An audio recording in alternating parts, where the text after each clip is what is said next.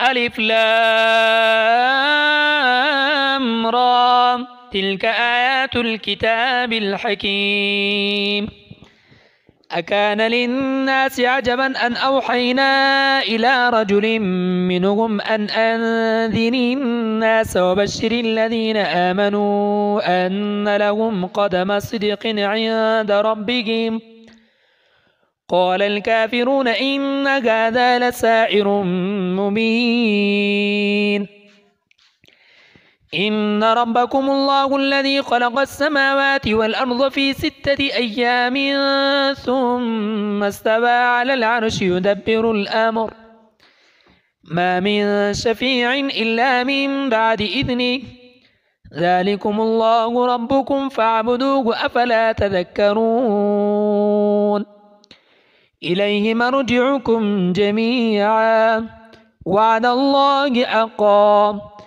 إنه يبدأ الخلق ثم يعيده ليجزي الذين آمنوا وعملوا الصالحات بالقسط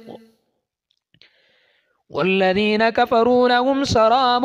من أميم وعذاب أليم بما كانوا يكفرون. هو الذي جعل الشمس ضياء والقمر نورا وقدره منازل لتعلموا عدد السنين والحساب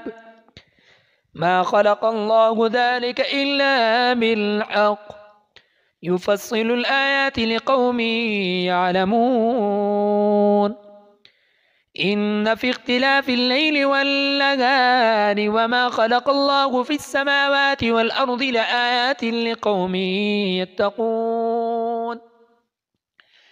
إن الذين لا يرجون لقاءنا ورضوا بالآيات الدنيا واطمأنوا بها والذين هم عن آياتنا غافلون أولئك مأواهم النار بما كانوا يكسبون. إن الذين آمنوا وعملوا الصالحات يهديهم ربهم بإيمانهم تجري من تحتهم الأنهار في جنات النعيم دعواهم فيها سبحانك اللهم وتحيتهم فيها سلام وآخر دعواهم أن الحمد لله رب العالمين. ولو يعجل الله للناس الشر استعجالهم بالخير لقضي إليهم أجلهم فنذر الذين لا يرجون لقاءنا في طغيانهم يعمهون. وإذا مس الإنسان الضر دعانا لجنبه أو قاعدا أو قائما فلما كشفنا عنه ضره مر كأن لم يدعنا إلى ضر مسه كذلك زين للمسرفين ما كانوا يعملون. ولقد أهلكنا القرون من قبلكم لما ظلموا وجاءتهم رسلهم بالبينات وما كانوا ليؤمنوا كذلك نجزي القوم المجرمين. ثم جعلناكم خلائف في الأرض من بعدهم لننظر كيف تعملون. وإذا تتلى عليهم آياتنا بينات قال الذين لا يرجون لقاء نأت بقرآن غير هذا أو بدله قل ما يكون لي أن أبدله من تلقاء نفسي إن أتبع إلا ما يوحى إلي إني أخاف إن عصيت ربي عذاب يوم عظيم.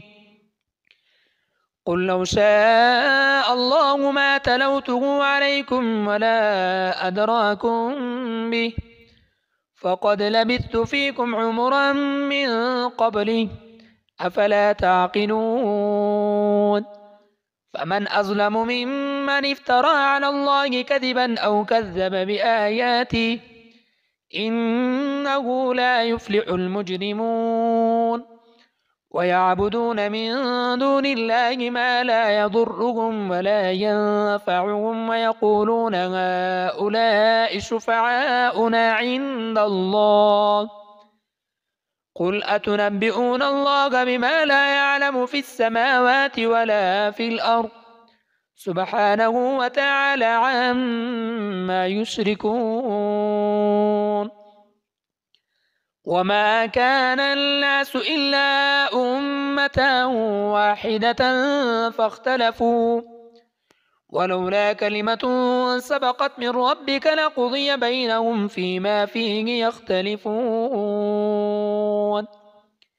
ويقولون لولا أنزل عليه آية من ربه